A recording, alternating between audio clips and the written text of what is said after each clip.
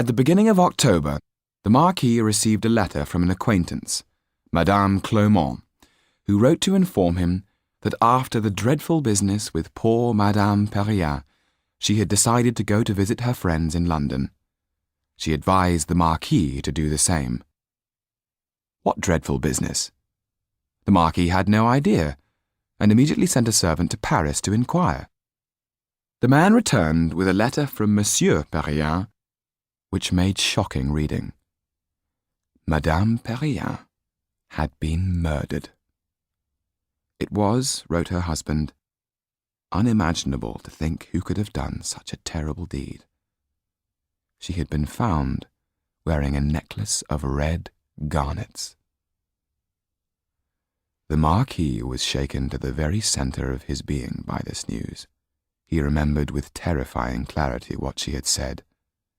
"We have made a pact with the devil." No, he wouldn't think about it. He would put this unpleasant subject out of his mind. It had nothing to do with him. He was in no way responsible for her death. Still, he felt ill, plagued by some malady that had upset his nerves, making him jump every time wheels were heard crunching on the gravel outside. He even started to see the ghost of his dead wife, wandering silently around the house. The Marquis's health recovered somewhat when he received an invitation to a banquet at the Palace of Versailles. The guest list included the officers of the Flanders Regiment, the Montmorency Dragoons, the Swiss Guards, and other officers and noblemen. It convinced the Marquis that at last the counter-revolution had begun. He dressed in his finest suit, his tallest wig, and shoes with red heels and diamond buckles, and set off for Versailles in his gold-painted carriage. To Sido, he looked like a canary in a gilded cage. In the early hours of the next morning, the Marquis arrived home shouting, "Vive le roi!" at the top of his voice, waking up the whole household.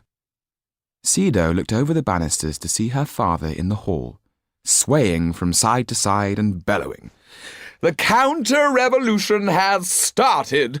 The monarchy is to be restored to its former glory." He lurched towards Jacques the butler.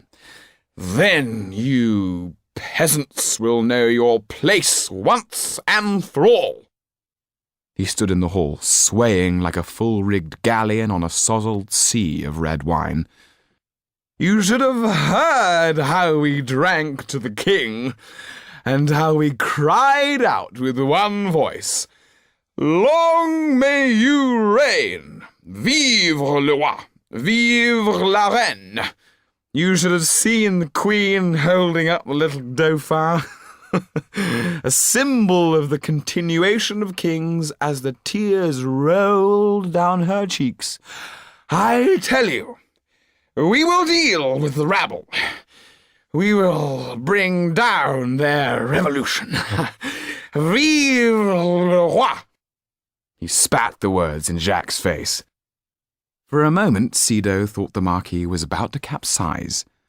2 footmen rushed to steady him, and he pushed them aside angrily, holding on to the banister as he slowly righted himself, though his wig, like the rigging of a ship, was starboard bent.